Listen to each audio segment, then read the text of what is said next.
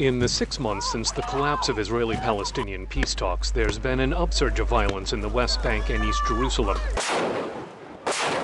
and 50 days of fighting in Gaza.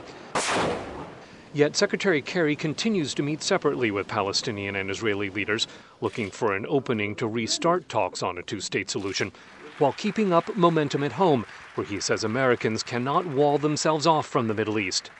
We have to be deeply engaged in this region, because it is directly in the interest of our national security and our economy. But in an essay for the magazine Politico, Cato Institute analyst Justin Logan says Washington overstates the region's importance. American attention to the Middle East is disproportionate compared to the Middle East's strategic impact. On security, Kerry says no ocean can shield Americans from danger. And that is a primary reason why the Middle East matters. But it also matters because our friends are so important to us.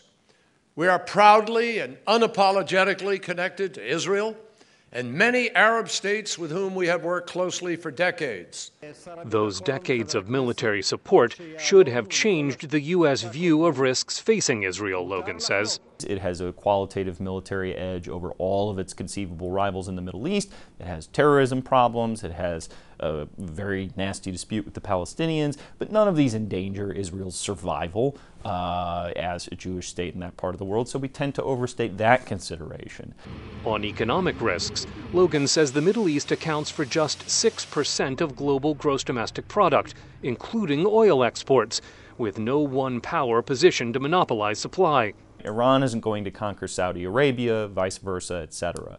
So the energy security problems, which are underdefined, actually aren't that great for us. They could be, but there's no prospective danger in the near term. Kerry says the United States cannot walk away from the Middle East, even as it approaches its own energy independence. And any serious disruption to the Gulf oil supplies can have major consequences for our own well-being as well as the global economy to which we are all attached today. Kerry says the United States is also linked to the Middle East by rich spiritual and ethnic traditions that have helped shape Americans' belief in the importance of every human being, a conviction that he says is now under vicious assault. Sure, we could turn away, pretend that we don't see or hear what is happening. But America would not be America if we turned our back on that suffering. It is not who we are, it is not in our DNA, and it is not in our interest.